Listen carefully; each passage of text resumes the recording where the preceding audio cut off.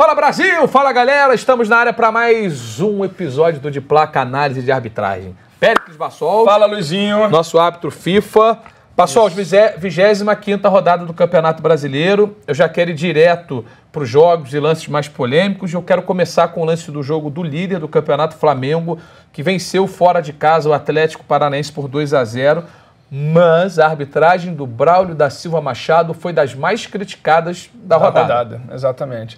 Porque o Braulio adotou uma estratégia que já vem sendo a estratégia dele durante o ano. Eu não sei se é estratégia ou se ele está receoso com o jogo e marcando muitas faltas, picotando demais o jogo. E aí você perde critério na hora de apresentar um cartão amarelo aqui, outro ali. E isso vai irritando os jogadores. Mas o grande lance do jogo é esse lance onde ele marca um pênalti bem posicionado, olhando a jogada a uns 5 metros dela, e depois é chamado pelo VAR para mudar a decisão, porque se o VAR chama é porque o VAR entende que não houve pênalti, e aí teria que ser um lance claro de não penal, e o que eles acharam aí foi um pisão do jogador do Flamengo contra o pé do jogador do Atlético Paranaense, e depois... Lucas Silva e Léo Pereira. E eles depois não veem contato com a coxa, que na minha opinião há contato com a coxa. Eu vejo esse lance na primeira câmera, na segunda câmera, na terceira câmera e vejo pênalti. Aí na quarta câmera eu vejo um elemento muito fraco de não penal, que é o pé do jogador do Léo Pereira no solo e o jogador do Flamengo tocando de leve a perna, que parece ser de leve, e um giro meio forte que parece ser uma encenação. Mas isso é um lance que tem que ser respeitado no campo. É isso que eu ia chegar. A interpretação do árbitro no campo, que está muito bem posicionado, tem que ser mantida. Então eu vou transformar o lance no reverso, tá?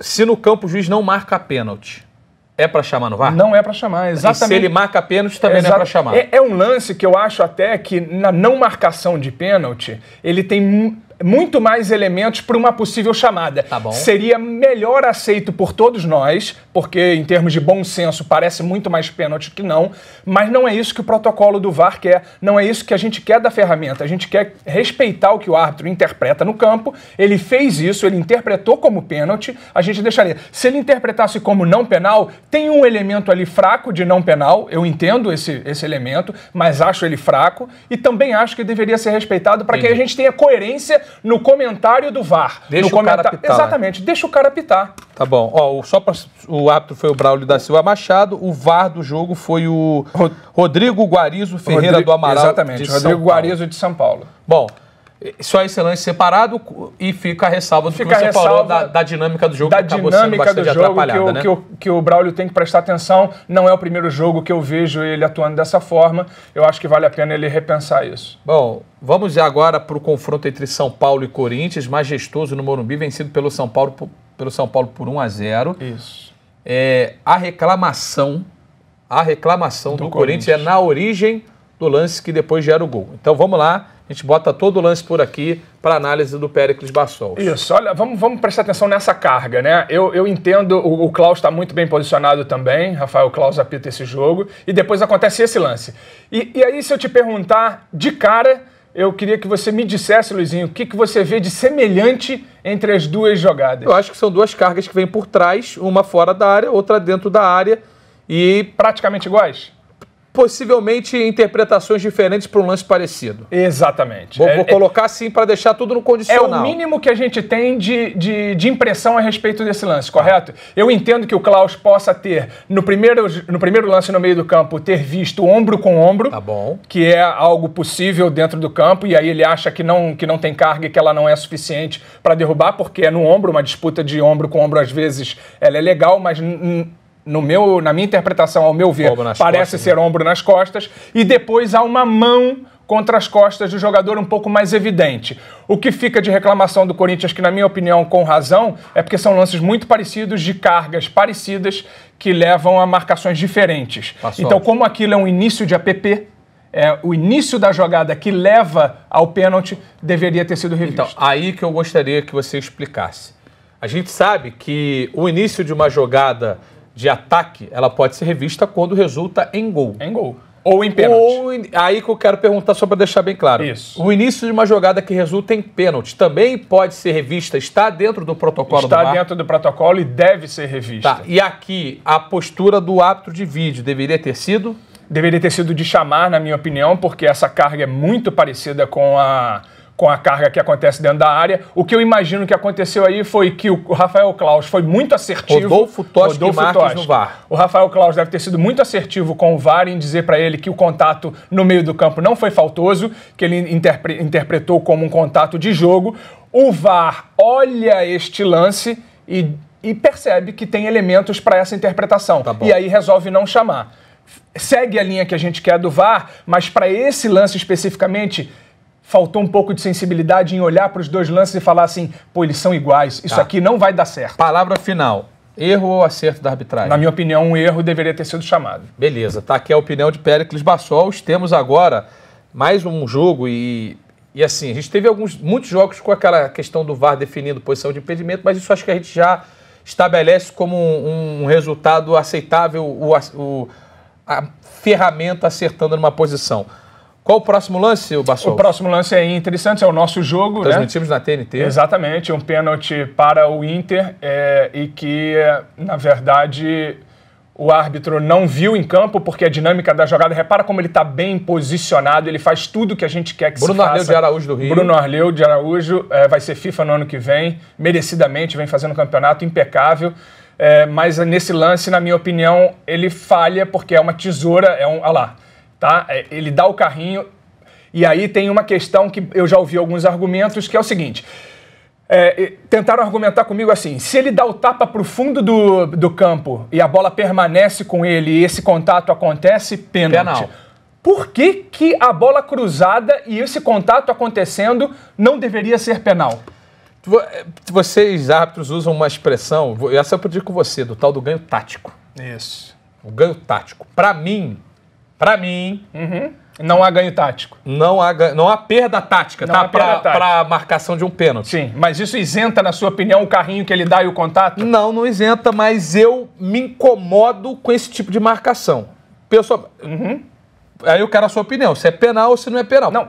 Eu me incomodo, mas se tiver na regra, tá na regra, faz parte do jogo. O que está na regra é se o contato é faltoso ou não. Tá. Você não pode deixar de marcar um pênalti porque ele não tem, teoricamente, um ganho tático. Tá. Ou tem perda de ganho, tática. ou perda de ganho tático. Perda tática. Não dá para se basear nisso. Tá? Tem que se basear na ação faltosa. Então, a ação faltosa existe o contato, mas o seu argumento é o argumento e provavelmente a impressão que levou ele a não marcar. E eu já não marquei vários lances assim. Deixei de marcar vários lances assim. Porque esse lance tem uma dinâmica muito complicada. Se a gente voltar ao lance, a gente vai ver que ele encaixa atrás da jogada, ele vai muito bem ali e depois ele não consegue ver porque o carrinho do próprio jogador é na frente da visão dele. Então ele não consegue ver o contato da perna do Lucas Veríssimo contra o Patrick.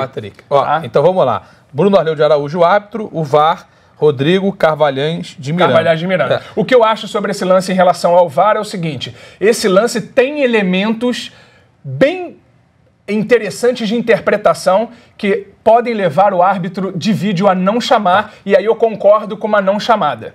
Tá bom, mas eu entendi. Você concorda com a não chamada. O resultado final do lance, de pênalti, não marcação de pênalti, errado para mim, tá errado para mim. Provavelmente, se eu estivesse na cabine, eu até chamaria, porque eu entendo isso como falta, mas eu entendo um VAR estar...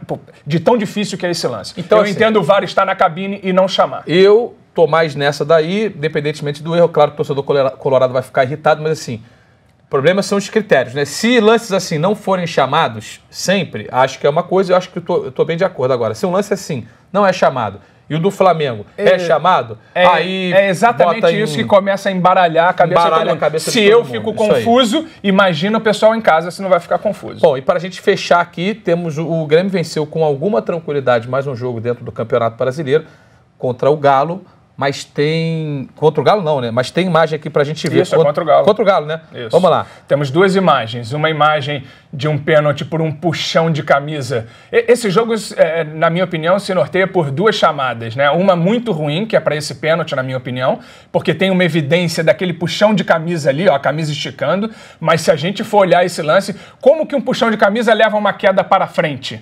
Que impacto esse puxão de camisa com a ponta de dedo, quando você está jogando bola, você coloca a mão no seu adversário, de referência, ó.